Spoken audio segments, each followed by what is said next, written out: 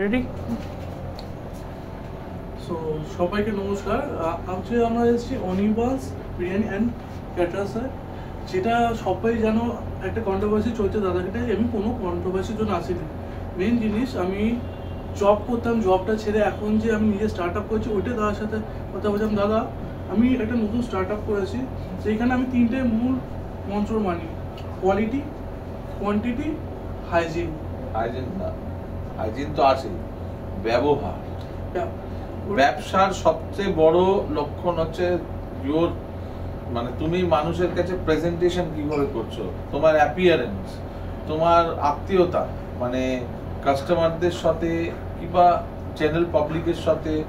মানে আমরা শুধু only not I am talking about the hotel industry, in every industry তোমার আত্মীয়তা, মানে তোমার মানুষের সাথে ডাউন টু আর্থ ভাবে, পোলাইট ভাবে মানুষের সাথে মেশা। মানে এক একটা মানুষ হয় না, একটা সার্টেন লেভেলে যখন চলে যায়, মানে তারা দিশেহারা হয়ে যায়। মানে তখন তারা ভুলে যায় যে তারা আজকে যে জায়গায় পৌঁছেছে কিন্তু সেই গ্রাউন্ড লেভেলের মানুষগুলোর জন্য। সো এই জিনিসটাকে মাথায় রেখে আপনাদেরকে জীবনে এগোতে হবে। In every industry you should follow this rules. আপনি যদি হোটেল ইন্ডাস্ট্রিতে খাবার ভালো মানুষের হতেই পারে, প্রত্যেক দিন এক খাবার ভালো হবে না, কিন্তু এই যে ব্যবহারটা না মানুষকে অনেক কিছু ভুলিয়ে দেয়। এবং ভাই নতুন শুরুয়াত করেছে, ওকেও বলবো যে তোমারও লাইফে যাতে আরো গ্রোথ হয়, আরো এগো। এটা মানে আমার মানে শুভ কামনা রইল, এবং আমার এন্টায়ার অনির্বাণ টিমের থেকে পুরো তোমার জন্য কামনা রইল, আরো এগো।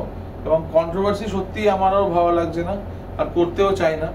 আপনারা আশীর্বাদ করুন, ভাইয়ের চ্যানেল থেকে বলছি, এই যে ব্র্যান্ডটা যাতে পশ্চিমবাংলার 1 নম্বর বিরিয়ানির ব্র্যান্ড হয়। এবং আমি কথা দিচ্ছি, কোয়ালিটি কোয়ান্টিটিতে কোনো কম্প্রোমাইজ হবে না অনির্বাণের পক্ষে।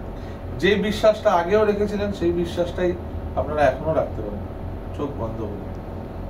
আর আমিও চাই দাদা যেমন ব্র্যান্ডটা দেখতে পাচ্ছ, আমি জাস্ট একটা স্টার্ট করেছি। আমি ভালো করি, সবাই যারা আমার ফ্যামিলি আছে ফেসবুক ইউটিউবে, আমি এমন কিছু বড় ক্রিয়েটার নয় যাকে সবাই চেনে। আমি জব করতাম, জব ছেড়ে আমি শুধু রান্না জানি, ওর ভাষায় আমি নেমে পড়েছি। খদ্দের যেমনই হোক আমার জন্যে খদ্দের মানে হচ্ছে লক্ষ্মী, আর আমি পেঁচা, একদম সেটা আমিও মানি। একদম। আর আমি চাই ভবিষ্যতে, দেখো আমি সবে স্টার্ট করছি, 1 বছর হয়েছে। দাদা যেমন একটা হিউজ হেঁটে একটা নিজের নাম তৈরি করেছে, যেটা সবাই চেনছে, কম বেশি পুরো ইন্ডিয়াতে চেনে।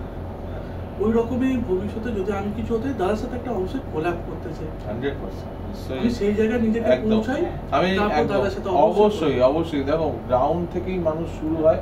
এবং আমার দীর্ঘ কামনা রইল, হয়তো তুমি জীবনে আরো এগোবে, এবং কেউ কাউকে দেখেই জীবনে শেখে।